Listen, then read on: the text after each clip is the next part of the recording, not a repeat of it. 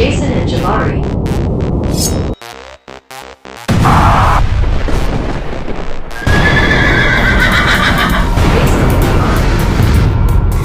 Jason and Jabari.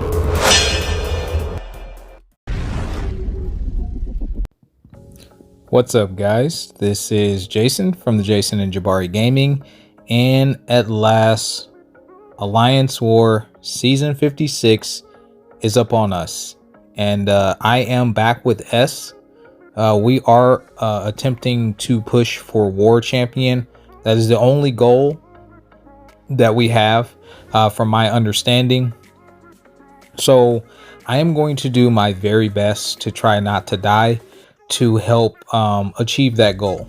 I'm not the world's best war player, but I think I'm a decent war player, but that's my own personal opinion. So we only have 5 fights today. We have 3 path fights and 2 minis, and the team that we're actually going to be bringing in is Count Nefaria, Medusa, and Civil Warrior. So this is a completely new set of nodes with this map. We have been extensively testing things out, so this is now the opportunity for us to put in all that practice into the actual game, if you will. So I'm going to be starting off on path 3.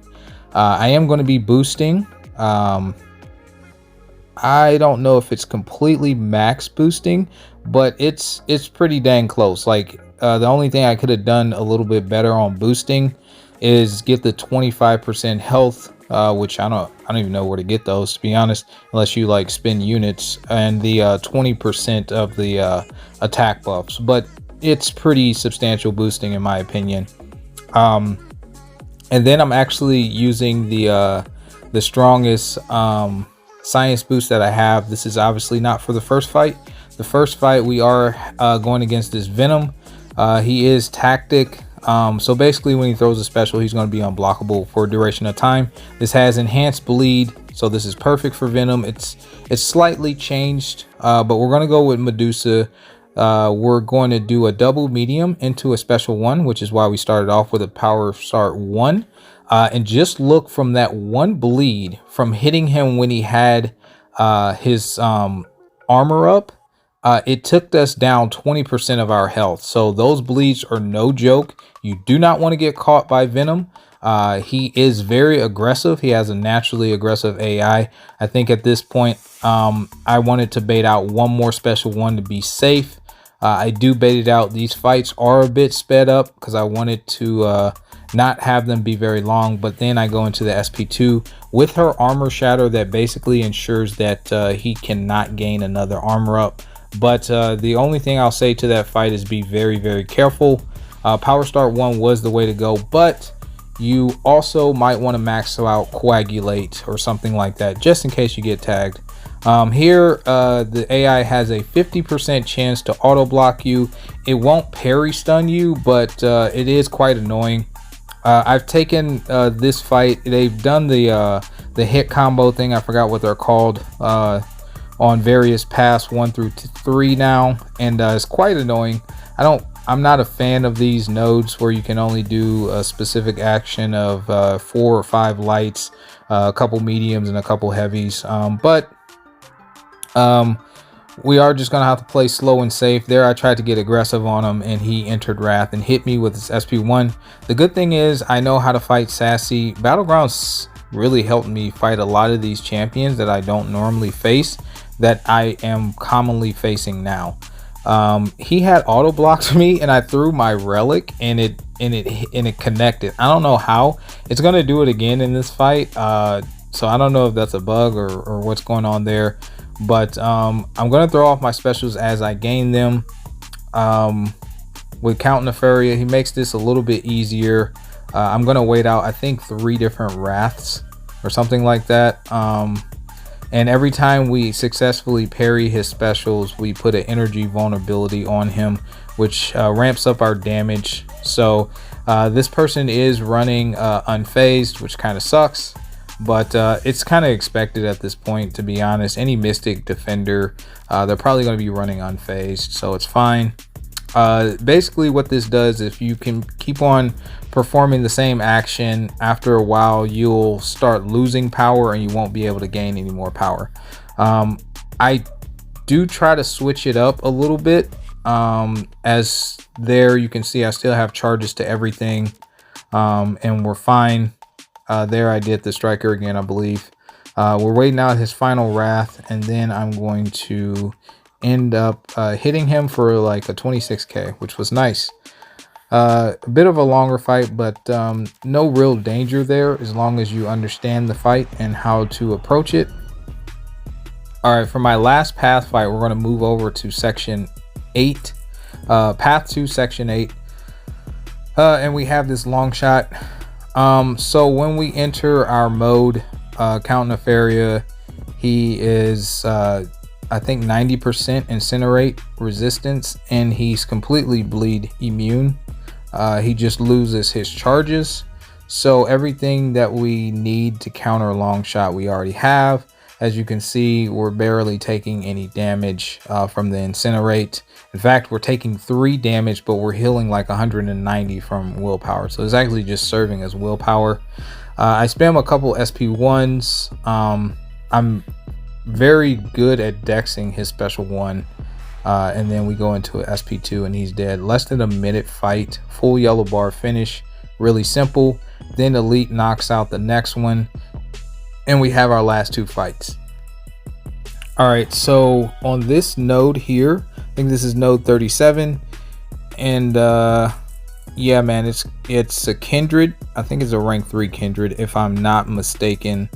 And basically the degen is going to do some damage, and that's because I'm not in my ionic overcharge mode, because it's difficult, because he shrugs the debuffs when he throws a special. He shrugs up to 5, and then you have the root, which is fine as long as you're not close by him, and then you have the regen as well. So you have a couple things going on. I decided to stay semi-aggressive. I could have went like full sin here, but first of all, the root would have been an issue, and second of all, I didn't want him to get too many of those freaking regen charges. So that's what I meant by that. We accidentally ran into his heavy.